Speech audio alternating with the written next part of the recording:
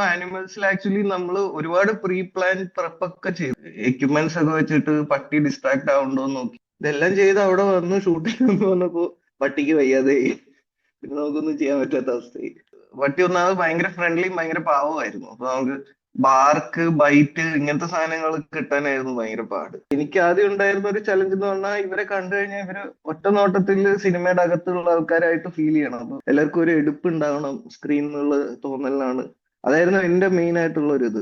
പോകെ പോകെ ആ ലൊക്കേഷനും കൂടെ റിവീലായി സീനോ അല്ലെങ്കിൽ സിറ്റുവേഷൻസോ തീരുമ്പോ നമ്മുടെ അകത്ത് ഓപ്പൺ ആയി വരണം എന്നുള്ള ഒരു ചിന്തയുണ്ട്. ഇതെന്താ വെച്ചാൽ ഇത് ഒരു ദിവസം നടക്കുന്ന സിനിമയാണല്ലോ. അപ്പൊ രാവിലെ തുടങ്ങി വൈകിട്ടാവുന്നതിന്റെ ഇടയിലുള്ള ഒരു സണ്ണിന്റെ ട്രാവല് കോൺസ്റ്റന്റ് ആയിട്ട് നമ്മളെ മനസ്സിലുണ്ട്. എനിക്ക് ഇവരുടെ ഇന്ററാക്ഷൻ കണ്ടപ്പോൾ മനസ്സിലായി ഞാൻ ഇത്രയും നാൾ പഠിച്ചതോ വിചാരിച്ചതോ ഒന്നുമല്ല. ഞാൻ എല്ലാം മാറ്റിയിട്ട് ആദ്യം തൊട്ട് തുടങ്ങിയാലേ ഇത് ക്രാക്ക് ചെയ്യാൻ പറ്റുള്ളൂ. മഹേഷായിട്ട് ഭയങ്കര ഷാർപ്പ് എഡിറ്ററും കൂടെ ആയതുകൊണ്ട് പുള്ളി കൃത്യമായിട്ട് അറിയാം. ഇപ്പോൾ ഷൂട്ട് ചെയ്ത് വന്ന് അടുത്ത ദിവസം അതിൽ എന്തെങ്കിലും ചെറിയ മാറ്റം ഉണ്ടെങ്കിൽ പുള്ളി അത് പിടിക്കും കൃത്യമായിട്ട്.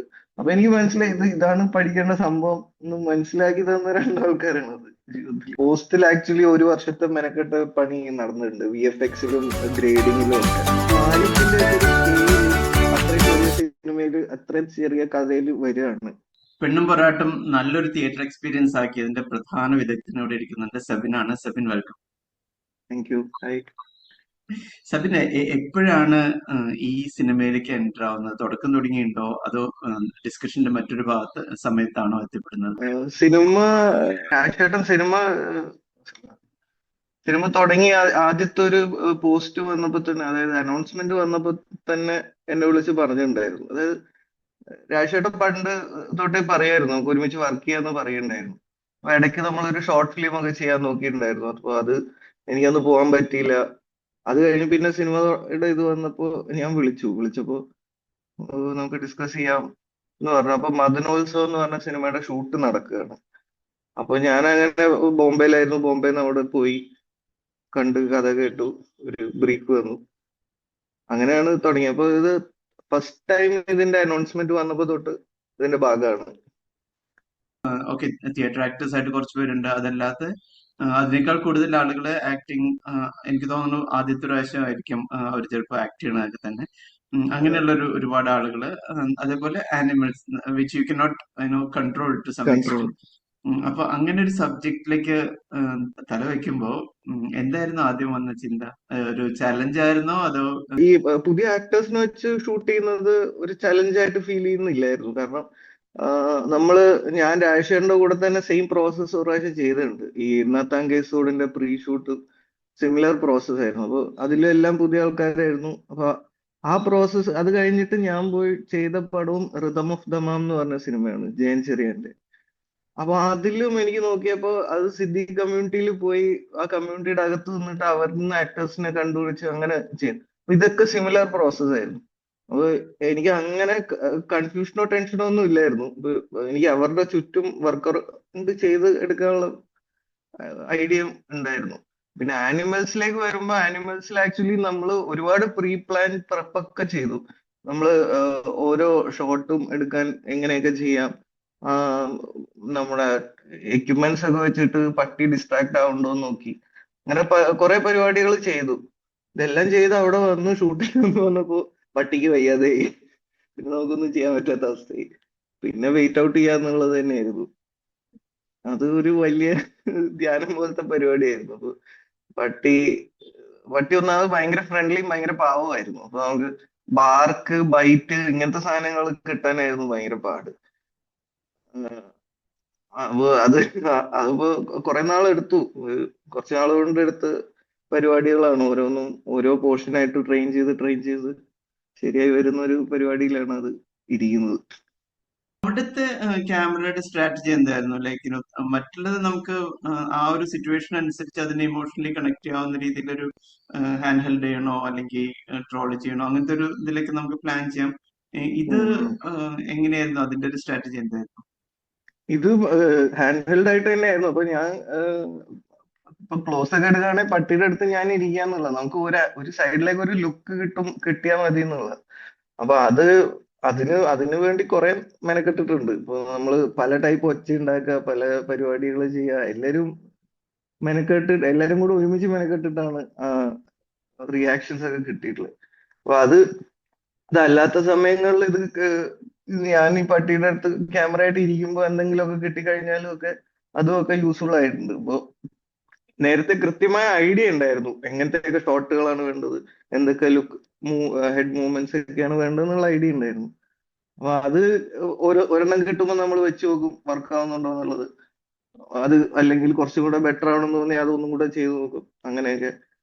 പിന്നെ പട്ടിയായിട്ട് പിന്നെ കുറെ ക്രാഷ് സൂം ഒക്കെ ചെയ്തിട്ടുണ്ട്. അതൊക്കെ എനിക്കും അറിയില്ല അതൊക്കെ എങ്ങനെ കിട്ടിയതാണ്. ഞാൻ ക്രാഷ് സൂം ചെയ്യുമ്പോഴത്തേക്ക് പട്ടി ഇങ്ങനെ പൊന്തുന്നൊക്കെ ഉണ്ട്. അപ്പൊ അതിന്റെ കൂടെ എനിക്കും പൊന്താനൊക്കെ പറ്റിയിട്ടുണ്ട്. അതൊക്കെ എനിക്കും ഭയങ്കര അത്ഭുതമാണ് ഇങ്ങനെയൊക്കെ കിട്ടിയതെന്നുള്ളതൊക്കെ. പക്ഷെ അത് നമ്മള് അതിന് എഫേർട്ട് ഇട്ടിട്ടുണ്ട്, ചുമ്മാ ഫ്ലൂക്കിൽ കിട്ടിയ കാര്യങ്ങളായിട്ട് കാണാൻ പറ്റുന്ന കാര്യങ്ങളല്ല. പക്ഷെ എന്നാലും അത്ഭുതങ്ങളുണ്ട് ഇതില്.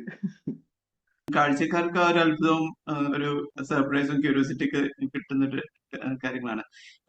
നല്ല രസമുണ്ട് ഔട്ട്കം ആയിട്ട് വരുമ്പോഴേ നമുക്ക് അതിന്റെ ടോട്ടാലിറ്റിയിൽ നോക്കുമ്പോൾ അതൊരു നല്ല ബ്യൂട്ടിഫുൾ. ഐ മീൻ ഇതെങ്ങനെ ചെയ്തെടുത്തു. ഓഫ് കോഴ്സ് സുട്ടുവിനെ ട്രെയിൻ ചെയ്യിച്ചു, ചെറുതായിട്ട് കിട്ടുമ്പോൾ ഐ മീൻ ചെറുതായിട്ടേ കിട്ടിയിട്ടുള്ള ഡോഗാണ് എന്നൊക്കെ പറഞ്ഞിരുന്നു. എന്നാലും അതിന്റെ ഒരു പിന്നെ ഈ ക്യാമറയെ കുറിച്ച് പറഞ്ഞപ്പോ ഇതിന്റെ ഒരു പേസ് നിലനിർത്തുന്നല്ലോ. ചില സമയത്തൊക്കെ നമുക്ക് അങ്ങനെ ആ ഒരു ഇമ്പത്തിൽ പോകുന്ന ഒരു സംഭവമുണ്ട്. അതുപോലെ സെറ്റയർ മെയിൻറ്റെയിൻ ചെയ്യണം. അതായത് ത്രൂ ഔട്ട് ഒരു സെറ്റയർ സാധനം ഇതുണ്ട്. ഡോഗിന്റെ പെർസ്പെക്റ്റീവിൽ അല്ലാതെ തന്നെ ആളുകളുടെ ഇടയിലേക്ക് പോകുമ്പോഴും സെറ്റയർ ആണ്. പലതും വൈഡ് ഫ്രെയിംസ് ആണ്. അപ്പോ ഇതിന്റെ ഒരു ഇതെങ്ങനെ മെയിൻറ്റെയിൻ ചെയ്യും എന്നുള്ളതിന്റെ ഒരു അതെങ്ങനെ വർക്ക്ഔട്ട് ചെയ്തിരുന്നത്? അതിന്റെ ട്രൈ ഔട്ട് ചെയ്തിട്ടാണോ അതോ ആനിമേഷൻ ഇതിപ്പോ ഒരു ഷോട്ടും ഒരു നോർമൽ ആയിട്ടുള്ള സജഷൻ ഷോട്ടുകൾ എങ്ങനെയായാലും കുറവായിരിക്കും എന്നുള്ള ഒരു ഐഡിയ ഉണ്ടായിരുന്നു. ഒരു ബഹളം നമ്മളൊരു ക്രൗഡിനെ പോയി ക്യാമറ വെച്ച് അവരെ ഷൂട്ട് ചെയ്യുന്ന ഒരു പ്രോസസ് ഐഡിയ തന്നെ ആയിരുന്നു ഉണ്ട്. അതിനു വേണ്ടി കൊറിയോ ഒക്കെ വർക്ക് ചെയ്തെടുക്കുക എന്നുള്ളത് തന്നെ തുടക്കം തൊട്ട് ചെയ്തിട്ടുള്ളത്. അപ്പൊ എനിക്ക് ആദ്യം ഉണ്ടായിരുന്ന ഒരു ചലഞ്ച് എന്ന് പറഞ്ഞാൽ ഇവരെ കണ്ടു കഴിഞ്ഞാൽ ഇവര് ഒറ്റ നോട്ടത്തിൽ സിനിമയുടെ അകത്തുള്ള ആൾക്കാരായിട്ട് ഫീൽ ചെയ്യണം. അപ്പൊ സിനിമാറ്റിക് ആയിട്ട് തന്നെ നിൽക്കണം എല്ലാരും എന്നുള്ളത് ഉണ്ടായിരുന്നു. ആരും പുതിയ ആൾക്കാരായിട്ട് തോന്നരുത് എന്നുള്ളത് ഉണ്ടായിരുന്നു. അപ്പൊ അതിപ്പോ എന്നെ സംബന്ധിച്ച് ഇപ്പൊ ഒരു ഭയങ്കര നല്ല ആക്ടർ വന്നാലാണ് ഫ്രെയിം കറക്റ്റ് ആയിട്ട് കമ്പോസ് ആവുക, കറക്റ്റ് മനസ്സിലായിട്ട് ഇതൊക്കെ ചെയ്യുക. അല്ലെങ്കിൽ നമ്മൾ അത് പിടിച്ചോണ്ട് നിൽക്കേണ്ടി വരും. അപ്പൊ അങ്ങനെ ഞാൻ കോൺഷ്യസ് എഫേർട്ട് ഇട്ട് പിടിച്ച കാര്യങ്ങൾ ഒരുപാടുണ്ട്. അപ്പൊ അത് അൾട്ടിമേറ്റ്ലി ഇതൊരു ലാർജ് ഫോമാറ്റിലാണ് ഷൂട്ട് ചെയ്തിട്ടുള്ളത്. അതൊക്കെ ഈ പുതിയ ആൾക്കാരായതുകൊണ്ട് സെലക്ട് ചെയ്യാനുള്ള കാരണം എല്ലാവർക്കും ഒരു എടുപ്പ് ഉണ്ടാവണം സ്ക്രീൻ എന്നുള്ള തോന്നലിനാണ്. അതായിരുന്നു എന്റെ മെയിൻ ആയിട്ടുള്ള ഒരു ഇത്. ഇപ്പൊ കാണുമ്പോ ആൾക്കാർക്ക് തോന്നലില്ലല്ലോ അത് അറിയാത്ത ഒരാൾ കൊണ്ടുവന്ന് ചെയ്തു എന്ന് ആർക്കും തോന്നരുത് എന്നുള്ളൊരു ഇതുണ്ട്. പക്ഷെ അതിന് ഭയങ്കരമായിട്ടുള്ള സപ്പോർട്ട് ഉണ്ടായിരുന്നു ഡയറക്ഷൻ ഡിപ്പാർട്ട്മെന്റ് എന്നുള്ളത്. അപ്പൊ അവിടുന്ന് ഇപ്പൊ നമുക്ക് എപ്പോഴും ഉള്ള ബ്രീഫ് എന്ന് പറഞ്ഞാൽ ക്യാമറയുടെ മുന്നിലുള്ള ആൾക്കാരെ കംഫർട്ടബിൾ ആക്കുക എന്നുള്ളതാണ്. ഒരു തരത്തിലും അവർക്ക് ബുദ്ധിമുട്ട് വരാതെ നോക്കുക എന്നുള്ളതാണ്. അപ്പൊ അത് പോകെ പോകെ അത് ഒരു നമ്മുടെ എഫേർട്ട് കൂടുതലാണെങ്കിലും അത് ഭയങ്കര ഫ്രൂട്ട്ഫുൾ ആയിരുന്നു. അപ്പൊ അതുകൊണ്ട് തന്നെ ഉണ്ടായ ആക്ടേഴ്സിനോടുള്ള പേഴ്സണൽ റിലേഷൻഷിപ്പുകളും ഒക്കെ ഭയങ്കര നല്ലതാണ്. വളരെ നല്ലൊരു പോസിറ്റീവ് എനർജിയിലാണ് മൊത്തം പരിപാടി പോയത്. അതുകൊണ്ട് അത് ഭയങ്കര പുതിയൊരു കാര്യമായിരുന്നു. അത് രാജേഷ് മാധവന്റെ മാത്രം ഒരു കഴിവായിട്ടാണ് എനിക്ക് കാണാൻ പറ്റുന്നത്.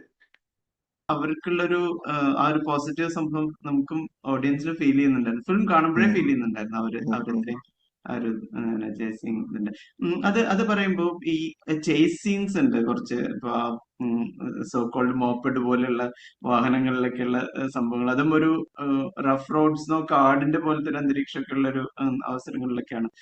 ഇതെങ്ങനെയായിരുന്നു ഇതിന്റെ ഒരു പ്ലാനിങ്? ഇപ്പോ മെയിൻ ആയിട്ട് എനിക്ക് തോന്നിയിട്ടുള്ളത് എന്റെ ഐഡിയ എന്ന് വെച്ച് കഴിഞ്ഞാൽ ഒരു സമയത്തും പട്ടിയും ബാക്ക്ഗ്രൗണ്ടിൽ വരുന്ന ആൾക്കാരും സെപ്പറേറ്റ് ഫ്രെയിമുകളായിട്ട് കാണിക്കരുത് എന്നുള്ളൊരു തോന്നലുണ്ടായിരുന്നു. അത് എന്നാല് ആ ഡെപ്തും ആൾക്കാരും ഇതൊരു റിലേഷൻഷിപ്പ് ബിൽഡ് ചെയ്യാന്നുള്ള അപ്പുറം ഇപ്പുറം കട്ടായിട്ട് ചെയ്യണ്ടെന്നുള്ള ഒരു ഐഡിയ ഉണ്ടായിരുന്നു. എല്ലാത്തിലും ഒരു റിലേഷൻ വെച്ച് പോവാന്നുള്ള. അപ്പൊ അവിടെ ക്യാമറ പൊസിഷനിങ് കുറച്ച് ക്രൂഷ്യൽ ആയിരുന്നു അങ്ങനത്തെ ഡിസിഷൻസ് ഒക്കെ എടുക്കുന്ന സമയത്ത്. അപ്പൊ ആ കിട്ടിയ ജോഗ്രഫികളും ഭയങ്കര ഇൻട്രസ്റ്റിംഗ് ആയിരുന്നു. ഹൈ ഡിഫറൻസുകളും അതൊക്കെ. അപ്പൊ ആ ജോഗ്രഫിയിൽ നമ്മുടെ ഒരു ചേസിന്റെ ഒരു കഥ പറയുക, അതൊരു അൾട്ടിമേറ്റ്ലി അതൊക്കെ ഒരു കൊറിയോ ബിറ്റ്സ് പോലെയാണ്, ആക്ഷൻ ബിറ്റ്സ് പോലെയാണ് ഇരിക്കുന്നത്. അപ്പൊ അതില് ക്യാമറ പ്ലേസ്മെന്റിലായിരുന്നു അതിൽ. അത് ക്യാമറ പ്ലേസ്മെന്റ് ക്രാക്ക് ആയപ്പോ എനിക്ക് അതിന്റെ എല്ലാ കാര്യങ്ങളും എളുപ്പം ക്രാക്ക് ചെയ്യാൻ പറ്റിയെന്ന് തോന്നി. ചെയ്യുന്ന സമയത്ത് ഈ പട്ടട സോക്കോൾ പട്ടട എന്ന് പറയുന്ന സ്ഥലത്ത് അസാധ്യമായിട്ടുള്ള ചൂടും പൊടിയും ഒക്കെ ഉള്ള ഒരു അന്തരീക്ഷമല്ലേ? അപ്പൊ ആ ആണ്. നമ്മള് ഷൂട്ട് ചെയ്ത് ഫെബ്രുവരി, മാർച്ച്, ഏപ്രിൽ, മെയ് വരെയാണ് ഷൂട്ട് ചെയ്തത്. നമ്മള് അവിടുത്തെ പീക്ക് സമ്മറിലാണ് എല്ലാ കാര്യങ്ങളും ഷൂട്ട് ചെയ്തിട്ടുള്ളത്. അത് അതിപ്പോ ആലോചിക്കാതിരിക്കുന്ന അതിന്റെ വിഷ്വൽ ബ്യൂട്ടി യൂസ് ചെയ്യണമെന്നുണ്ടായിരുന്നു. അതായത് മൊത്തത്തിലൊരു വാമത്തിനൊരു ഗ്ലോ വരും. അതായത് നരച്ചിരിക്കുന്ന സാധനങ്ങൾക്ക് ഒരു വാം യെല്ലോ ഗ്ലോ വരുന്ന ഒരു സംഭവം ഉണ്ട് ആ ഇതില്. പിന്നെ നമ്മൾ അധികം വയലും പച്ചപ്പും ഒന്നും അധികം കാണിക്കാതെ നോക്കാനാണ് ശ്രമിച്ചിട്ടുള്ളത്. അപ്പൊ അതാണ് ആ ലുക്കും ഇതും ഉണ്ടാക്കി എടുത്തിട്ടുള്ളത്, അതിന്റെ ഒരു മെയിൻ ജോഗ്രഫിയുടെ ഒരു സംഭവം. ഇനി പറഞ്ഞ പോലെ ഡസ്റ്റ് ആയാലും ഡസ്റ്റ് ഒക്കെ ഞാൻ വിഷ്വലി കൊണ്ടുവരാനും ഒക്കെ നോക്കിയിട്ടുണ്ട്.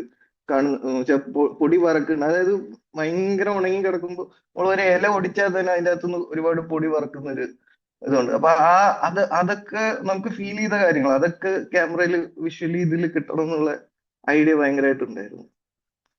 അതാണ് ആ നമ്മൾ ചൂടുകാലത്ത് ഷൂട്ട് ചെയ്യാനുള്ള മെയിൻ റീസണും അത് തന്നെയാണ്. ആക്ച്വലി അതൊരു കോൺഷ്യസ് ഡിസിഷൻ ആയിരുന്നു. പക്ഷെ അത് നമുക്ക് ഫിസിക്കലി ഭയങ്കര സ്ക്രീനിങ് ആയിരുന്നു എല്ലാവർക്കും, അത്രയും ചൂടും ഒക്കെ ആയതുകൊണ്ട്. പിന്നെ അഭിനയിച്ചവരൊക്കെ ആ നാട്ടുകാരായതുകൊണ്ട് അവർക്ക് ഇത് ശീലമാണ്.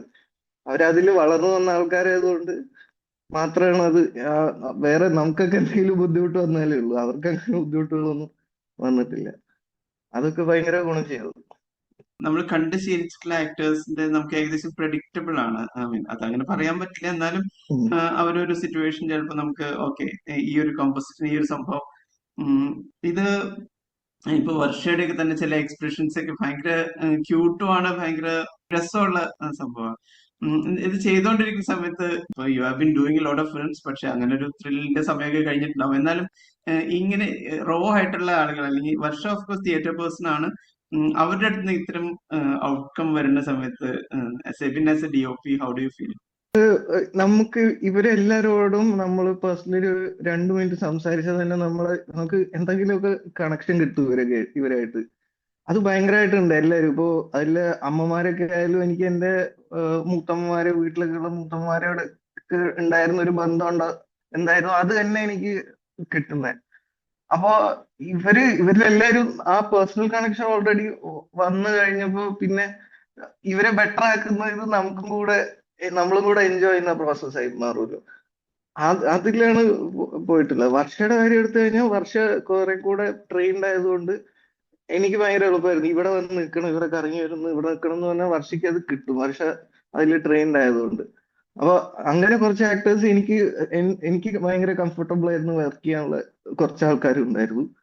ബാക്കി എല്ലാവരും നമ്മളൊരു കൊളാബറേറ്റീവ് എഫേർട്ട് എന്നുള്ളതിൽ തന്നെ ആണ് പോയിട്ട്. അപ്പോ ഇവരുടെ റിയാക്ഷൻസും ഇതൊക്കെ നമ്മൾ ഭയങ്കരമായിട്ട് എൻജോയ് ചെയ്തിട്ടുണ്ട്. അവിടെ സെറ്റില് ഇപ്പൊ ഈ പറഞ്ഞ ഡയലോഗുകൾ തന്നെ നോക്കിക്കഴിഞ്ഞാൽ അവിടെ നിന്ന് ഇംപ്രവൈസ് ചെയ്ത് വന്ന ഡയലോഗുകൾ ഒരുപാടുണ്ട് സെറ്റിൽ നിന്ന് തന്നെ. ഇവരുടെ അങ്ങോട്ടും ഇങ്ങോട്ടുമുള്ള മോഡുലേഷനിലും ഒക്കെ ആയിട്ട് ഇരിക്കുന്ന പോലത്തെ ഡയലോഗുകളായി വന്നൊക്കെ.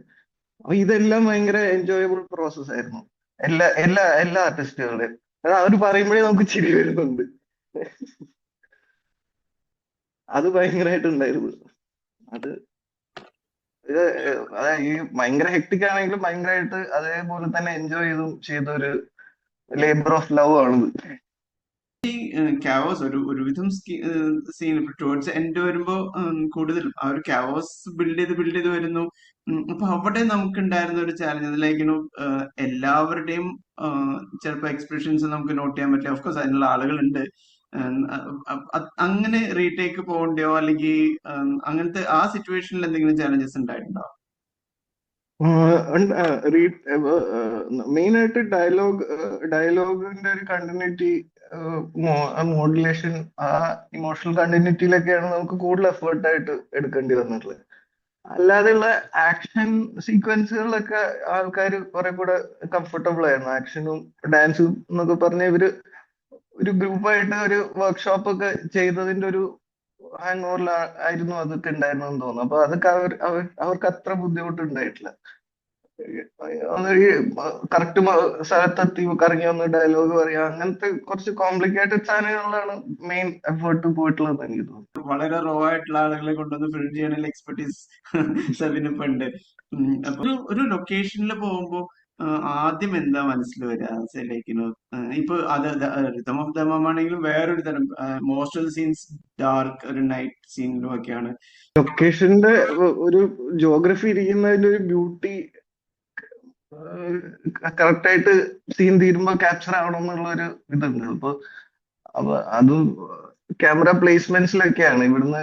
അതായത് ഇപ്പൊ ഒരു ലൊക്കേഷൻ നമ്മൾ ആദ്യം തന്നെ വൈഡ് മൊത്തത്തിൽ കാണിക്കാതെ കുറച്ച് സാധനങ്ങൾ കണ്ട് കണ്ട് പോകെ പോകെ ആ ലൊക്കേഷനും കൂടെ റിവീലായി സീനോ അല്ലെങ്കിൽ സിറ്റുവേഷൻസോ തീരുമ്പോ നമ്മുടെ അകത്ത് ഓപ്പൺ ആയി വരണം എന്നുള്ള ഒരു ചിന്തയുണ്ട്.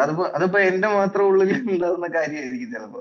അപ്പൊ ഞാൻ അത് സബ് കോൺഷ്യസ്ലി കിടന്ന് ഓണായി വരുന്നത്. അതിപ്പോ പെട്ടെന്ന് പറഞ്ഞാൽ അങ്ങനെ ചിലപ്പോ കിട്ടുന്നുണ്ടാവില്ല ആൾക്കാർ. ഇപ്പൊ ഓഫ്കോഴ്സ് ഡയറക്ടറിനൊക്കെ കിട്ടും, അല്ലാതെ ഇപ്പൊ കണ്ടു തന്നെ മനസ്സിലാക്കാൻ പറ്റും എന്നുള്ള ചില കാര്യങ്ങളൊക്കെ ഉണ്ടാവും അതില്.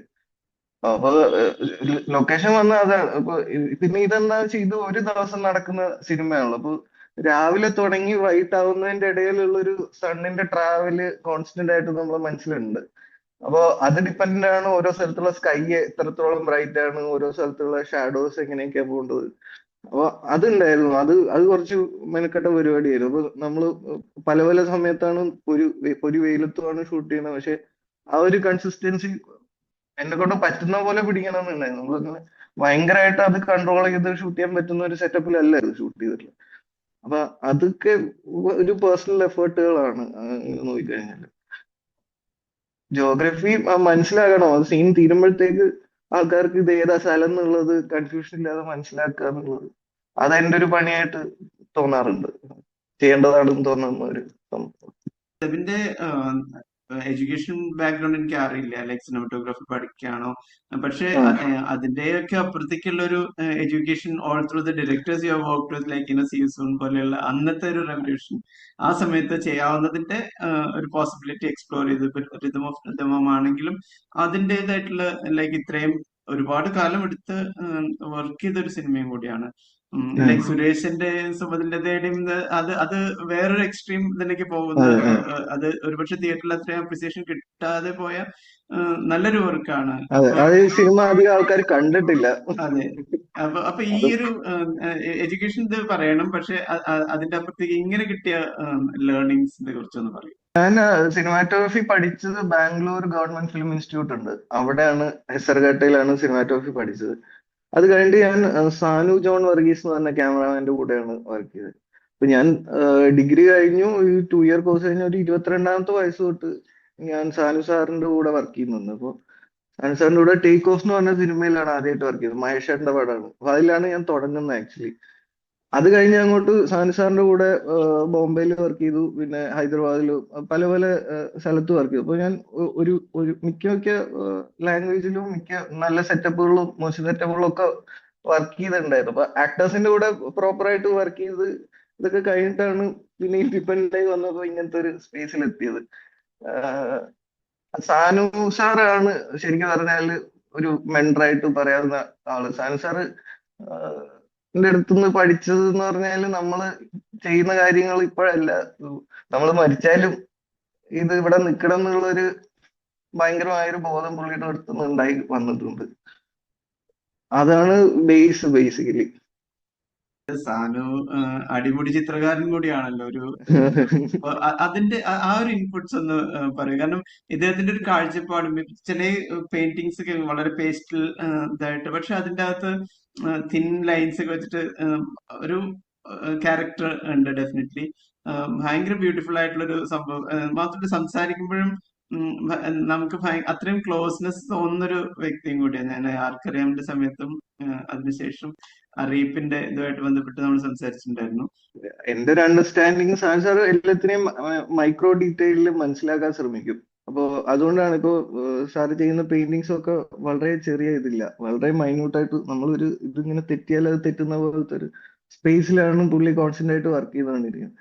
അപ്പൊ അങ്ങനത്തെ അതൊക്കെ സാൻ സാറിനെ ഭയങ്കരമായിട്ട് യുണീക്ക് ആക്കുന്നുണ്ട്. അങ്ങനത്തെ കാഴ്ചപ്പാട്, കളേഴ്സ് ആണെങ്കിൽ ഇവിടെ ബ്ലാക്കിൽ ഒരു പോയിന്റ് റെഡ് കൂടിയാൽ മൊത്തം ഫ്രെയിമിനെ അത് എങ്ങനെ എഫക്ട് ചെയ്യും എന്നുള്ളതൊക്കെ അത് അത് ആക്ച്വലി ഭയങ്കര നല്ല കളറിസ്റ്റുകൾക്ക് തന്നെ കുറച്ച് ബുദ്ധിമുട്ടായിരിക്കും ഇതൊക്കെ ഫോളോ ചെയ്യാൻ. അത്രയും മെറ്റിക്കുലസ് ആയിട്ട് ഡീറ്റെയിലിൽ വർക്ക് ചെയ്യുന്ന ഒരു ആളാണ്. അത്രയും പ്യുവർ ആർട്ടിസ്റ്റിക് ആയിട്ട് എല്ലാത്തിനെയും കാണുന്ന ഒരു മനുഷ്യനാണ്. അപ്പൊ പുള്ളിയുടെ കൂടെ ഇത്രയും വർഷം വർക്ക് ചെയ്തതിന്റെ ഒരു എഫക്ട് ഇതിലുണ്ട്. ഞാൻ അതുപോലെ അതേ കാഴ്ചപ്പാടിൽ കാണുന്ന ആളല്ല. ഞാൻ എന്റെ രീതിയിൽ തന്നെയാണ് കാണുന്നത്. പക്ഷെ അവിടുന്ന് പഠിച്ച ബേസ് എല്ലാം വളരെ സ്ട്രോങ് ബേസ് ആയിട്ട് കിടപ്പുണ്ട്. ഈവൻ മഹേഷ് ആണെങ്കിലും രണ്ടുപേരുടെയും Yes, yes. ഭയങ്കര അതൊന്ന് പറയും. ഇപ്പൊ മാലിക്കിലും ഒക്കെ വർക്ക് ചെയ്തിട്ടുള്ളതാണല്ലോ ഇവര് രണ്ടുപേരുടെ ഒരു കോമ്പിനേഷൻ. അവരൊരു ഭയങ്കര എന്താ പറയാ ഫെവിക്കോൾ ജോൺസൺ എന്ന് പറഞ്ഞ പോലെ ഭയങ്കര അറ്റാച്ച്ഡ് ആയിട്ടുള്ള ആണ് ആണ്. അവര് കുറെ സിമിലാരിറ്റി ഉള്ള രണ്ട് ആൾക്കാരാണ് ഇങ്ങനത്തെ കാര്യങ്ങൾക്കൊക്കെ. അപ്പോ ഞാൻ വളരെ ഫോർച്ചുനേറ്റ് ആണ്.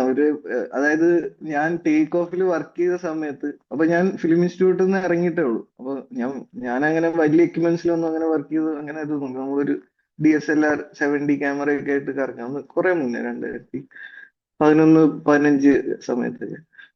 അപ്പൊ ഞാൻ വർക്ക് ചെയ്യാൻ പോയി, എന്നോട് 5 ദിവസത്തേക്കാ വർക്ക് ചെയ്യാൻ വന്നത്. അപ്പൊ 5 ദിവസം വർക്ക് ചെയ്യാൻ വന്നു കഴിഞ്ഞപ്പോ എനിക്ക് ഇവരുടെ ഇന്ററാക്ഷൻ കണ്ടപ്പോ മനസ്സിലായി, ഞാൻ ഇത്രയും നാൾ പഠിച്ചതോ വിചാരിച്ചതോ ഒന്നുമല്ല. ഞാൻ എല്ലാം മാറ്റിയിട്ട് ആദ്യം തൊട്ട് തുടങ്ങിയാലേ ഇത് ക്രാക്ക് ചെയ്യാൻ പറ്റുള്ളൂ. കാരണം അവിടെ ഉണ്ടാകുന്ന കോൺവെർസേഷൻസ് വേറെയാണ്. ഫുൾ സിനിമയുടെ അകത്തുള്ള ഇത് തന്നെയുള്ള അവിടെ ആ സീൻ സ്ക്രീൻ പ്ലേ ഇതല്ലാതെ വേറൊരു പരിപാടിയില്ല. ആ സീൻ വർക്കൗട്ട് ആവുക.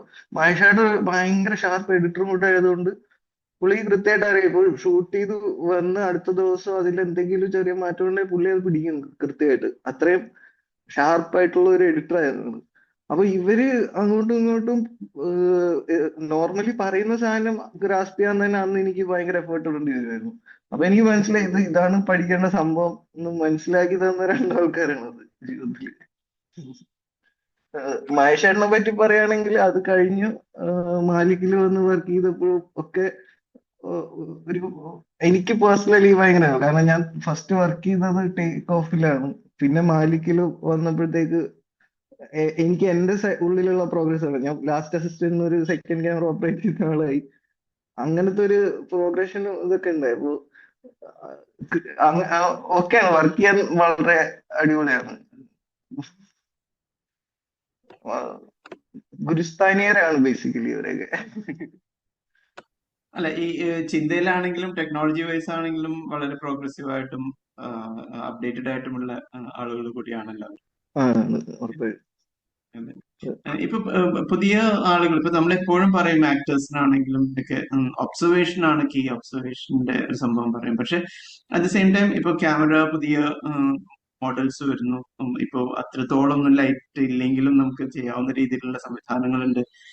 ഇപ്പൊ ഇതിന്റെ ഒരു ബാലൻസിങ് എങ്ങനെയാണ്? അതായത് ക്യാമറ DOP ചെയ്യുന്ന ഒരാള് like you have A certain vision അല്ലെ ഒരു സബ്ജക്റ്റിലേക്കുള്ള.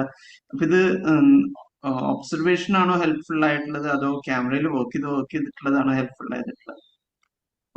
ബേസിക്കലി ഒബ്സർവേഷൻ തന്നെയാണ്. ഇപ്പോ ഞാനിപ്പോ എല്ലാത്തിനെയും ഭയങ്കര ഒബ്ജക്റ്റീവ് ആയിട്ട് കാണും. ഇപ്പൊ ഞാൻ എന്റേതായ ഒരു കാഴ്ച വരണം എന്നുള്ള ചിന്ത ഞാൻ കൊണ്ടുവരാറില്ല. ഇപ്പൊ എനിക്കൊരു സ്ക്രിപ്റ്റ് കിട്ടിയാലാണ് എനിക്കൊരു വിഷൻ ഉണ്ടാക്കിയെടുക്കാൻ പറ്റുക. ആ സ്ക്രിപ്റ്റിന്റെ മുകളിൽ നിന്നാണ് ഞാൻ എന്റെ വിഷൻ പുതിയതായിട്ട് ഉണ്ടാക്കിയെടുക്കുക. അപ്പോ അതുകൊണ്ട് തന്നെ ഇപ്പൊ എന്റെ പേഴ്സണൽ ടേസ്റ്റ് എന്ന് പറഞ്ഞു കഴിഞ്ഞാൽ അത് സബ് കോൺഷ്യസ് ആയിട്ട് വരുന്ന കാര്യങ്ങളൊക്കെ ഉണ്ടാവുള്ളൂ. അതല്ലാതെ ഞാൻ ഒരിക്കലും കോൺഷ്യസ് ആയിട്ട് റെഫറൻസിങ് ഒക്കെ ആണെങ്കിലും ഇപ്പൊ സിനിമകളിൽ നിന്നുള്ള റെഫറൻസ് ആയിട്ട് എനിക്ക് അങ്ങനെ ഒന്നും നോക്കാറൊന്നുമില്ല. അങ്ങനെ സിനിമ കണ്ട് എൻജോയ് ചെയ്യാൻ നോക്കാറുണ്ട് എന്നുള്ളത് മാത്രമേ, അങ്ങനെ മാത്രമേ ഞാൻ അതിനെ കാണാറുള്ളൂ. അത്ര ലൈറ്റ് ആയിട്ട് കാണുന്നുള്ളൂ. അപ്പൊ സ്ക്രിപ്റ്റ് കിട്ടിയാൽ എനിക്ക് അതിൽ നിന്ന് കുറെ സാധനങ്ങൾ ഡെവലപ്പ് ചെയ്തെടുക്കാൻ പറ്റും. സ്ക്രിപ്റ്റിന് ഒരു വിഷൻ ആക്കി എടുക്കുക എന്ന് പറയുന്നതാണ് എനിക്ക് ഇൻട്രസ്റ്റിംഗ് ആയ കാര്യം. അപ്പൊ ഞാനത് റൈറ്റ് ഡൗൺ ചെയ്ത് എനിക്ക് പറ്റുന്ന പോലത്തെ ഒരു വിഷ്വൽ ഫ്ലോ ഉണ്ടാക്കിയെടുക്കാൻ ശ്രമിക്കാറുണ്ട് സ്ക്രിപ്റ്റ് കിട്ടിക്കഴിഞ്ഞാൽ. ബാക്കിയെല്ലാം അതിൽ നിന്ന് ബേസ് ചെയ്ത് തന്നെയാണ് തുടങ്ങാറുള്ളത്. പിന്നെ പിന്നെ ഇപ്പൊ എക്യുപ്മെന്റ്സിന്റെ കാര്യം പറഞ്ഞു കഴിഞ്ഞാല് ബേസിക് ലെവൽ ഓഫ് ഇപ്പൊ അതും ഷോട്ടും ലൊക്കേഷനും ഒക്കെ ഡിപ്പെൻഡ് ആണ്. ഇപ്പൊ എനിക്ക് ഒട്ടും ലൈറ്റ് ഇല്ലാതെ ഷൂട്ട് ചെയ്യാൻ പറ്റുന്ന സ്ഥലം ഉണ്ടാവും, ഒട്ടും ലൈറ്റ് ഇല്ലാതെ ഷൂട്ട് ചെയ്യാൻ പറ്റാത്ത സ്ഥലം ഉണ്ടാവും. അപ്പൊ അതിൽ നമ്മൾ അങ്ങനെ എക്യുപ്മെന്റിൽ ഡിപ്പെൻഡ് ആവാതെ ഒബ്സർവ് ചെയ്ത് ഫ്ലെക്സിബിൾ ആയിരിക്കുക എന്നുള്ളതാണ് ഞാൻ ആലോചിച്ചിട്ടുള്ള ഒരു കാര്യം. അങ്ങനെ അവരുടെ അടുത്ത് നിന്ന് എന്തെങ്കിലും വളരെ ക്രൂഷ്യൽ ആയിട്ടുള്ള ഫീഡ്ബാക്ക് കിട്ടിയിട്ട് നമുക്ക് വളരെ ഇൻസൈറ്റ്ഫുൾ ആണ്, നമുക്കത് ഉപകരിക്കുന്ന രീതിയിൽ അങ്ങനെ എന്തെങ്കിലുമൊക്കെ ഫീഡ്ബാക്ക് കിട്ടാറുണ്ടോ? ഉണ്ട് അങ്ങനെ.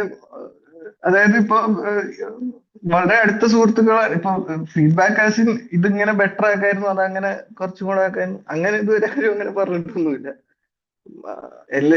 എല്ലാരും നന്നായിട്ട് തന്നെ ജനറലി പറഞ്ഞിട്ടുള്ളത്. അപ്പൊ ഇതിനെ എനിക്ക് അങ്ങനെ ഇത് എന്ത് ലെവലിലാണെന്ന് എനിക്ക് ഗേജ് ചെയ്യാൻ അങ്ങനെ പറ്റിയിട്ടില്ല.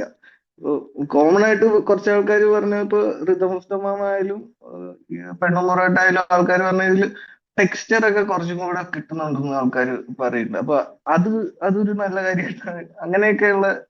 പിന്നെ റിതം ഓഫ് ദ മാമിലാണെങ്കിലും അത് കഴിഞ്ഞിട്ട് അവിടുത്തെ ജോഗ്രഫി, അവരുടെ ലിവിങ് കണ്ടീഷൻസ് ഒക്കെ ഭയങ്കര കൃത്യമായിട്ട് മനസ്സിലാവുന്നുണ്ട് എന്നുള്ളതൊക്കെ അത് തന്നെയാണ് ആൾക്കാർ പറഞ്ഞതിലൊരു പോസിറ്റീവായിട്ട് തോന്നിയിട്ടുള്ളത്. ജോഗ്രഫിയും അവിടുത്തെ ടെക്സ്റ്റും അവിടുത്തെ ഇതുമൊക്കെ കൃത്യമായിട്ട് മനസ്സിലാവുന്നുണ്ട് എന്ന് പറഞ്ഞത്. അപ്പൊ അത് ഞാനിരുന്ന് മനസ്സിലാക്കാൻ നോക്കുന്ന കാര്യങ്ങളാണ്, ഒബ്സർവേഷൻ ആണ്, ബേസിക് ഒബ്സർവേഷൻ തന്നെയാണ് ബേസ്. പെണ്ണും പൊറാട്ടിൽ പറഞ്ഞു കഴിഞ്ഞാല് ഇതിന് നമ്മളൊരു വേറെ ലോകം ഉണ്ടാക്കിയെടുക്കണം, ഭയങ്കര വിയേർഡ് ഒരു ലോകം സെറ്റ് ചെയ്യാന്നുള്ളത് തന്നെയുള്ളു. മൊത്തത്തില് വേറെ എവിടെയും റെഫറൻസ് ഇല്ലാത്ത രീതിയിലുള്ള ഒരു നാട്, അത്രേ ഉള്ളൂ അത്. അപ്പൊ ബാക്കി ഇത് പാലക്കാട് ഷൂട്ട് ചെയ്തതുകൊണ്ട് ഇത് പാലക്കാട് കൊല്ലങ്കോട് സിനിമ, കൊല്ലങ്കോടത്തെ സിനിമ എന്ന് അങ്ങനെ അങ്ങനെ പറയാൻ പറ്റില്ല. ആൾക്കാർക്ക് ചിലപ്പോ ഇതിന്റെ ലാംഗ്വേജ് അവിടുന്ന് അത്രയും റൂട്ടഡ് ആയി നിൽക്കുന്നതുകൊണ്ടായിരിക്കാം അവിടുത്തെ പൊളിറ്റിക്കൽ ഇതൊക്കെ ആയിട്ട് തന്നെ ഇതാക്കുന്നത്. പക്ഷെ അത് അങ്ങനെ ഇല്ല സത്യം പറഞ്ഞ. അതാണ് എന്റെ ഒരു അണ്ടർസ്റ്റാൻഡിങ്. വരാനിരിക്കുന്ന സിനിമകള് വരാൻ ഇതിന്റെ സ്ക്രിപ്റ്റ് റൈറ്റർ രവിയേട്ടന്റെ ഒരു പ്രോജക്റ്റ് ഉണ്ട്, അതിങ്ങനെ നടക്കുന്നത്. പുറത്ത് പറയാറായിട്ടൊന്നും എനിക്കറിയില്ല. അല്ലാതെ അങ്ങനെയൊന്നും കമ്മിറ്റ് ചെയ്തിട്ടില്ല. അത് നടക്കുന്ന ഓരോ ഡിസ്കഷൻസ് ഒക്കെ നടക്കുന്ന സ്പേസിലാണ്. സിനിമകളുടെ വർക്ക് കാണുമ്പോൾ അല്ലെങ്കിൽ പുതിയൊരു എക്യുപ്മെന്റ് കാണുമ്പോൾ നമുക്ക് വാവ്, അതിൽ നിന്ന് വർക്ക് ചെയ്ത ഇത് എനിക്ക് ചെയ്യാമായിരുന്നു, അല്ലെങ്കിൽ ഞാൻ ഇത് അങ്ങനെ അങ്ങനെ തോന്നുന്നു. അപ്പൊ വേറെ ആരുടെയും കുറവായിട്ടല്ല, അങ്ങനെ ചെയ്യാമായിരുന്ന അല്ലെങ്കിൽ ചെയ്യണം എന്ന് തോന്നിയിരുന്ന ഏതെങ്കിലും റീസെന്റ് വർക്ക്സ് ഉണ്ടോ കണ്ടതില്? മലയാളം തന്നെ വേണമെന്നില്ല, അല്ലാതെ. അല്ല, അങ്ങനെ തോന്നിയിട്ടില്ല. അത് ഇപ്പൊ എക്യുപ്മെന്റ് വൈസ് ആണെങ്കിൽ ഞാനിപ്പോ ഞാൻ ബോംബെയിൽ വർക്ക് ചെയ്ത് തുടങ്ങിയോണ്ട് ഞാൻ ഒരുവിധം എല്ലാ സാധനങ്ങളും യൂസ് ചെയ്തിട്ടുണ്ട്. ഇപ്പൊ നമ്മൾ പരസ്യത്തിലൊക്കെ ഇവരുടെ കൂടെ ഒരുപാട് വർക്ക് ചെയ്തിട്ടുണ്ട്. അപ്പൊ അതിലൊന്നും നമ്മൾ യൂസ് ചെയ്യാത്ത അങ്ങനെ ഒന്നുമില്ല. ഇപ്പൊ പുതിയ എന്ത് വന്നാലും അങ്ങനെ എക്യുപ്മെന്റ്സിനോട് അങ്ങനെ ഇത് തോന്നിയിട്ടില്ല. നമ്മൾ കാണാതെ വളർന്ന ഒരു സിറ്റുവേഷൻ ഇല്ല. ബാക്കിയെല്ലാം നമ്മുടെ കോൺഷ്യസ് ഡിസിഷൻ ആണ്. ഇത് മതി. ഇപ്പൊ മലയാളത്തിലൊക്കെ വരുമ്പോൾ നമ്മൾ അത്രയും കട്ട് ഡൗൺ ചെയ്തിട്ട് ആലോചിച്ച് തുടങ്ങുക തന്നെ ചെയ്യുള്ളൂ. അപ്പൊ അതൊക്കെ കോൺഷ്യസ് ആയിട്ട് എടുക്കുന്ന ഡിസിഷൻ ആയിട്ട് ഞാൻ അതിനെ കാണുന്നുള്ളൂ. ഇപ്പൊ ഇപ്പൊ എന്താ പറയാ, ഇത് എക്യുപ്മെന്റ് ഇപ്പൊ ഒരു പർട്ടിക്കുലർ സംഭവം ഒരു രീതിയിൽ വേണേ അതിന് വേണ്ട സാധനം വേണ്ടി വരും. ഇപ്പൊ ഈ പെണ്ണും പൊറാട്ടിന്റെ കേസിലാണെങ്കിൽ ഇതിൽ കുറെ DIY പരിപാടികൾ ഒരുപാട് ചെയ്തിട്ടുണ്ട് ആക്ച്വലി. നമുക്ക് റോപ്പിൽ ഗിംബൽ കെട്ടി അങ്ങോട്ടും ഇങ്ങോട്ടും വലിക്കുക എന്ന് പറയുന്നതാണ് ഇതിൽ ക്രാക്ക് ചെയ്തൊരു സംഭവം. അപ്പൊ അത് ഒരു സീനിൽ ക്രാക്ക് ആയപ്പോ പിന്നെ അങ്ങോട്ട് വരുന്ന കുറെ സ്ഥലത്ത് അത് യൂസ് ചെയ്യാൻ പറ്റും തോന്നി, അങ്ങനെ ചെയ്ത സംഭവങ്ങളാണ്. അപ്പൊ അതെല്ലാം നമ്മുടെ ലിമിറ്റേഷൻ കൊണ്ട് നമ്മൾ ഉണ്ടാക്കാൻ ശ്രമിക്കുന്നത്. നമുക്ക് അൾട്ടിമേറ്റ്ലി കഥ പറയണം, വേണ്ട ആംഗിൾസിൽ ക്യാമറ പോകണം, അതിൽ നമുക്ക് കോംപ്രമൈസ് ചെയ്യാൻ പറ്റില്ല. അപ്പോ അതിനെയൊക്കെ അങ്ങനത്തെ സാധനങ്ങൾ ക്രാക്ക് ചെയ്യലൊക്കെ ഇതിൽ കുറെ നടന്നിട്ടുണ്ട്. ആർട്ടുകാർ ഭയങ്കര സംഭവമാണ്. ചന്ദ്രേട്ടൻ എന്ന് പറഞ്ഞൊരു ആർട്ട് ഡയറക്ടർ ഉണ്ടായിരുന്നു, പുള്ളി വിനോദിന്റെ കൂടെ ഉള്ളത്. അപ്പൊ പുള്ളി ഫുൾ ടൈം സെറ്റിൽ ഉണ്ടായിരുന്നു. പുള്ളി ഭയങ്കര സപ്പോർട്ടീവ് ആയിരുന്നു അങ്ങനത്തെ കാര്യത്തിലൊക്കെ. ആ യൂണിറ്റുകാർ ഭയങ്കര സപ്പോർട്ടീവ് ആയിരുന്നു. അപ്പൊ ഇത് അങ്ങനെ ഈ പറഞ്ഞു, ഇപ്പൊ എനിക്ക് ഈ അഭിനയിക്കുന്ന ആൾക്കാരോടുള്ള അതേ ബന്ധം തന്നെ അവിടെ എല്ലാവർക്കും അങ്ങോട്ടും ഇങ്ങോട്ടും ഉണ്ട്. യൂണിറ്റുകാരായാലും ഇവരായാലും ചന്ദ്രേട്ടനായാലും എല്ലാവരും പട്ടടക്കാരെന്നായിരുന്നു അറിഞ്ഞുകൊണ്ടിരിക്കുന്നത്. നമ്മളെല്ലാരും പട്ടടക്കാരായി. അപ്പൊ ചന്ദ്രൻ പട്ടട, സബിൻ പട്ടട, അങ്ങനെ എല്ലാരും പട്ടടക്കാരായിരുന്നു. ഒരു രവിശങ്കർ പട്ടട. അപ്പൊ ആ ഒരു എനർജിയാണ് ഇതെല്ലാം നന്നാക്കി വരുത്തിയെന്ന് തോന്നുന്നു. ഇതിന്റെ പോസ്റ്റിൽ കുറച്ച് കാര്യമായ പണി. ഇപ്പൊ എല്ലാത്തിലും നമ്മൾ ഇതിന്റെ ഷൂട്ടിംഗ് പ്രോസസ്സിനെ പറ്റി ആണ് പറയുന്നത്. പോസ്റ്റിൽ ആക്ച്വലി ഒരു വർഷത്തെ മെനക്കെട്ട പണി നടന്നിട്ടുണ്ട്, VFX-ലും ഗ്രേഡിങ്ങിലും ഒക്കെ. അതും ഭയങ്കര ഇൻട്രസ്റ്റിംഗ് കൊളാബറേറ്റീവ് എഫേർട്ട് ആയിരുന്നു. ഇപ്പൊ ഗ്രേഡ് വൈസ് ആണെങ്കിൽ നമ്മൾ യൂസ് ചെയ്ത കളേഴ്സ് ഒക്കെ കുറച്ച് യുണീക്ക് ആയതുകൊണ്ട് അതിൽ ചുറ്റിപ്പറ്റിയുള്ള ഒരു ലുക്ക് ഉണ്ടാക്കൽ കുറച്ച് മെനക്കെട്ട പണി. അത് ലിജു പ്രഭാകരന്റെ കൂടെയാണ് ചെയ്തത്. അപ്പൊ നമ്മള് കോൺസ്റ്റന്റ് ആയിട്ട് ഏറ്റവും കൂടുതൽ ഇരുന്ന ഒരു സിനിമ ഇതായിരിക്കും. പുള്ളി ഭയങ്കര സപ്പോർട്ടീവ് ആയിരുന്നു. പുള്ളിയും ഈ പറഞ്ഞ പോലെ സിനിമ ഇഷ്ടപ്പെട്ടു കഴിഞ്ഞാൽ പുള്ളിയുടെ ഒരു ഇത് ഭയങ്കരമായിട്ട് വരും. അപ്പൊ പുള്ളിക്ക് ഭയങ്കര ഇഷ്ടമായ ഒരു സിനിമ. അതുപോലെ എഗ് വൈറ്റ് VFX തൗഫീഖാണ് അത് ചെയ്തത്. ഇപ്പൊ തൗഫീഖും ഞാനും കൂടെ നമ്മൾ കണ്ടിന്യൂസ് ആയിട്ട് 7-8 മണിക്കൂർ വെച്ച് 5-6 ദിവസമൊക്കെ ഇരുന്നിട്ടാണ് ഈ ലാസ്റ്റ് ഷോട്ടൊക്കെ ഉണ്ടാക്കിയിട്ടുള്ളത്. അപ്പൊ അത് തൗഫീഖിന്റെ കൂടെയുള്ള കൊളാബറേറ്റീവ് എഫേർട്ട് ഭയങ്കരമായിട്ട് ഉണ്ടായിട്ടുണ്ട്. അത് ഭയങ്കര നല്ലതായിരുന്നു. സാധാരണ സിനിമയ്ക്കൊക്കെ DI എന്ന് പറഞ്ഞ ഒരു 5-6 ദിവസം കൊണ്ട് തീരുന്ന ഒരു പ്രോസസ്സാണ്. പക്ഷെ ഇത് അങ്ങനെ അല്ലായിരുന്നു. ഇത് നമ്മൾ VFX ബാക്ക് ആൻഡ് ഫോർത്ത് ചെയ്തിട്ടുണ്ട്. ഇതിൽ ഓരോ എലമെന്റ്, അതായത് സുട്ടുവിന്റെ POV ആയാലും ആഹ് അല്ലാതെയുള്ള VFXകളുള്ള ഷോട്ടുകളായാലും കുറെ കാര്യമായ VFX ഉണ്ട്. പട്ടിയുടെ 3D ഉണ്ട് ചില സ്ഥലത്തൊക്കെ VFX. അതില്ല. അപ്പൊ അത്ര ഡീറ്റെയിലുള്ള VFX ഉണ്ട്. 3D വേൾഡ് ബിൽഡിംഗ് ചില ഷോട്ടുകൾ ഉണ്ടാക്കിയിട്ടുണ്ട്. അപ്പൊ ഇപ്പൊ ഈ പറഞ്ഞ പോലെ എന്റെ ഒരു ഐഡിയനെ ഭയങ്കര ആയിട്ട് എത്തിച്ചേർക്കാൻ ഭയങ്കരമായിട്ട് ഹെൽപ്പ് ചെയ്തിട്ടുണ്ട്. DI ആണെങ്കിലും VFX ആണെങ്കിലും. ജനറലി ആളുകളുടെ, അതായത് ഒബ്സർവേഷൻസും ഇതൊക്കെ കഴിഞ്ഞിട്ട് സബിന് പേഴ്സണലി വരുന്ന ചില കമന്റ്സോ ഫീഡ്ബാക്കോ മെസ്സേജസോ ഉണ്ടാവില്ല, ലൈക്ക് ഇൻഡസ്ട്രിയിൽ നിന്നോ പുറത്തുനിന്നോ ഒക്കെ ആയിട്ട്. അപ്പൊ അങ്ങനെ ത്രില്ലടിച്ച എന്തെങ്കിലും സംഭവങ്ങളുണ്ടോ? ഫസ്റ്റ് ഒരു സ്ക്രീനിങ് കഴിഞ്ഞിട്ട് സുധീഷ് ഗോപിനാഥ് ഉണ്ട്, നമ്മുടെ മദനോത്സവത്തിന്റെ ഡയറക്ടർ. സുധീഷ് ഏട്ടൻ വിളിച്ചിട്ട് പറഞ്ഞു, ഇതിന് ഞാൻ പറയുന്നത് നല്ലതല്ലാതെ മോശമൊന്നും ഇതിൽ അങ്ങോട്ട് കേൾക്കാനുണ്ടാവില്ല, ഇതിലും നല്ലതേ ഇനി അങ്ങോട്ട് കേൾക്കുള്ളൂ, ഇത് ഞാൻ വേണം എഴുതി ഒപ്പിട്ട് തരാമെന്ന് പുള്ളി പറഞ്ഞു. പുള്ളി അന്ന് പറഞ്ഞപ്പോ ഭയങ്കരമായിട്ട് കണ്ണു നിറഞ്ഞു. പുള്ളി നമ്മൾ കുറെ വർഷമായിട്ട് വർക്ക് ചെയ്തിട്ടൊക്കെ ഉള്ള ആള്. അത് അതായിരുന്നു ഏറ്റവും വലിയൊരു ഇത്. പിന്നെ അങ്ങോട്ട് എല്ലാവരും നല്ലത് തന്നെയാ പറഞ്ഞത്. എല്ലാവരും യുനാനിമസ് ആയിട്ട് നല്ലത് തന്നെയാ പറഞ്ഞത്. അപ്പൊ അതിന് സന്തോഷം എന്നുള്ളതിൽ ആൾക്കാർ കൂടുതൽ പടം കാണുക എന്നുള്ളതാണ് നമ്മുടെ ഒരു ഇത്. മാക്സിമം ആൾക്കാരെ തിയേറ്ററിൽ പോയി കണ്ട് എക്സ്പീരിയൻസ് ചെയ്യാൻ പറ്റിയ അത്രയും സന്തോഷം. അതാണ് ഇപ്പോൾ ഒരു ഇത്. വേറെ രീതിയിൽ ഒരുപാട് പഴിയേക്കേണ്ടി വന്ന ഒരു സിനിമയാണ് സുരേഷിന്റെ ഉം. സ്മലതയുടെ. അതിൽ പക്ഷേ സിനിമാറ്റോഗ്രാഫി ആണെങ്കിലും അതിന്റെ പല കാര്യങ്ങളിലും ഇതുപോലെ കുറെ പുതുമകൾ കൊണ്ടുവരാൻ ശ്രമിച്ചിട്ടുള്ള ഒരു സിനിമയാണ് അത്. ഉം. എങ്ങനെയോ അത് ഏൽക്കാതെ പോയി, അല്ലെങ്കിൽ ആളുകളുടെ പ്രതീക്ഷ വേറെയായിരുന്നു, അങ്ങനെയൊക്കെ വിചാരിക്കാം. ഓഫ് കോഴ്സ് ബഡ്ജറ്റ് വൈസ് അതൊക്കെ അത് നമ്മൾ ഡിസ്കസ് ചെയ്യുന്നില്ല. അത് വേറെ രീതിയിലൊരു ചലഞ്ച് ആയിരുന്നു എന്ന് തോന്നുന്നുണ്ട്. കാരണം അതിന്റെ അകത്ത് ലൈഫ് ഉണ്ട്, നാടകം കൊണ്ട് ഇല്ലാത്തതൊന്നുമില്ല. ഞാൻ സുധീഷിന്റെ പേര് പറഞ്ഞപ്പോഴാണ് പെട്ടെന്ന് ഇത് വീണ്ടും ഓർമ്മ വന്നത്. അപ്പോ അതിന്റെ ഒരു വർക്ക് എക്സ്പീരിയൻസ് എങ്ങനെയാണ്? അതായത് രതീഷ് അഗെയിൻ ഒരു ക്രാഫ്റ്റ്, ഐ മീൻ സിനിമയുടെ ക്രാഫ്റ്റ് ഉണ്ട്, but being art director he has ആ രീതിയിലുള്ള ഒരു ക്രാഫ്റ്റും ഉള്ള ഒരു മനുഷ്യനാണല്ലോ. So how was that working on that? ഞാൻ രതീഷേട്ടൻ്റെ കൂടെ ബോംബെ തൊട്ടേ കുറെ സിനിമകൾ വർക്ക് ചെയ്തിട്ടുള്ള. ഞാൻ അവിടെ ബദായി ഹോ എന്ന് പറഞ്ഞ പുള്ളി പ്രൊഡക്ഷൻ ഡിസൈൻ ചെയ്ത സിനിമയിൽ ഞാൻ ചെയ്തിട്ടുണ്ട്. പിന്നെ ലൂട്ട് കേസ്, പിന്നെ അവിടെ ഒരുപാട് പരസ്യത്തിൽ. അപ്പൊ നമുക്ക് നേരത്തെ പരിചയമുള്ള ആൻഡ്രോയിഡ് കുഞ്ഞപ്പനിൽ ഞാൻ അസോസിയേറ്റ് ക്യാമറമാൻ ആയിരുന്നു. അപ്പൊ നമുക്ക് അത്രയും പരിചയമുണ്ട്. പിന്നെ നാത്താം കേസോഡിൽ വർക്ക് ചെയ്തു. അപ്പൊ അത് വളരെ ഗ്രാജുവൽ ആയിട്ടുള്ള ഒരു പ്രോസസ് ആയിരുന്നു പുള്ളി ഒരു ക്യാമറമാനായി മാറുക എന്നുള്ളത്. അപ്പൊ അതില് വർക്ക് ചെയ്ത് തുടങ്ങിയപ്പോ അത് ഭയങ്കര നല്ല ഹെക്ടിക് വർക്കായിരുന്നു. അതായത് ഇപ്പൊ മാലിക്കിന്റെ ഒക്കെ ഒരു സ്കെയില് അത്രയും ചെറിയ സിനിമയില് അത്രയും ചെറിയ കഥയിൽ വരികയാണ്. അതായത് എല്ലാ ലൊക്കേഷനും 3 ലൊക്കേഷൻ വേണം. ഇപ്പൊ ഒരു നായികയുടെ വീടാണെങ്കിൽ 3 കാലഘട്ടത്തിൽ 3 ജോഗ്രഫിയിലുള്ള ലൊക്കേഷൻ വേണം. ഒരു കവലയാണെങ്കിൽ അതിന് 3 ലൊക്കേഷൻ വേണം. ഇവിടെ അങ്ങോട്ട് ഇന്റർകട്ട് ചെയ്യണം. അങ്ങനത്തെ സ്കെയില് ഭയങ്കര വലുതായിരുന്നു ആ പടത്തിന്റെ.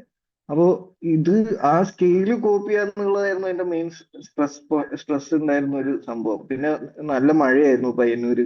അതിന്റെ ഇടയിലാണ് ഷൂട്ട് ചെയ്തത്. ഷൂട്ട് കഴിഞ്ഞ് നമ്മൾ റിലീസ് കഴിഞ്ഞിട്ട് ആൾക്കാർ പടം കണ്ടില്ലല്ലോ എന്നുള്ളതായിരുന്നു എന്റെ മെയിൻ വിഷമമുണ്ടായിരുന്നു. പക്ഷെ നമ്മള് ചെയ്ത പണി എന്താണെന്ന് ആൾക്കാർക്ക് ഒരു ഐഡിയ ഇല്ല. നമ്മള് എത്ര എഫേർട്ട് ഇട്ടിട്ടും അത് ആരും കാണുന്നില്ലല്ലോ. അപ്പൊ നമുക്ക് പിന്നെ ഒരു വർക്ക് വരുമ്പോഴും നമുക്ക് അതിന്റെ ഒരു ചിത്തപ്പേര് മാത്രമേ ഉള്ളൂ. അതായത് വർക്ക് ചെയ്തത് കണ്ടതൊന്നും ഇല്ലല്ലോ. അത് കുറച്ച് നാളൊരു ഡിപ്രസിങ് സിറ്റുവേഷൻ ആയിരുന്നു. അത് റിലീസ് കഴിഞ്ഞിട്ടൊക്കെ ഉള്ള മൊത്തത്തില് അതിൽ നിന്നൊക്കെ രക്ഷപ്പെട്ടത് ഇപ്പൊ ഈ സിനിമയൊക്കെ ഇറങ്ങിയപ്പോഴാണ്. ഇതും റിതം ഓഫ് ദ ഒക്കെ നന്നായി വന്നപ്പോഴാണ് കുറച്ചൊന്ന് സമാധാനം കിട്ടിയത് പേഴ്സണലി. ഇതുവരെയുള്ള ട്രജക്ടറി നോക്കുമ്പോൾ തന്നെ സെബിൻ വർക്ക് ചെയ്തിട്ടുള്ള സാധനങ്ങളിലേക്കിനോ വാവ്, നമുക്ക് ഭയങ്കര രസമുള്ള കുറെ വർക്കുകൾ എല്ലാം. അത് തിയേറ്റർ സക്സസ് ആയോ ഇല്ലയോ, ഇപ്പൊ മാലിക്കിന്റെ ഒക്കെ എഫേർട്ട് നമുക്ക് ശരിക്കും മനസ്സിലാവുമല്ലോ. അപ്പൊ ഐ മീൻ ഓഫ്കോഴ്സ് അതിൽ അസോസിയേറ്റ് ചെയ്യായിരുന്നു ആ സമയത്ത്. പക്ഷെ ഇൻഡിപെൻഡന്റ് ആയിട്ട് വർക്ക് ചെയ്ത ഫിലിംസിലാണെങ്കിലും ഇപ്പോൾ അതിന്റെ എഫേർട്സ് നമുക്ക് ചെയ്യാം. അപ്പോൾ വിഷ് ഓൾ ദി ബെസ്റ്റ്. നമുക്ക് ഇനിയും താങ്ക് യു. പല സ്ഥലങ്ങളിൽ ഇതുപോലെ കാണാം, സംസാരിക്കണം എന്ന് ഭയങ്കര ആഗ്രഹമുണ്ട്. All the best. Thank you.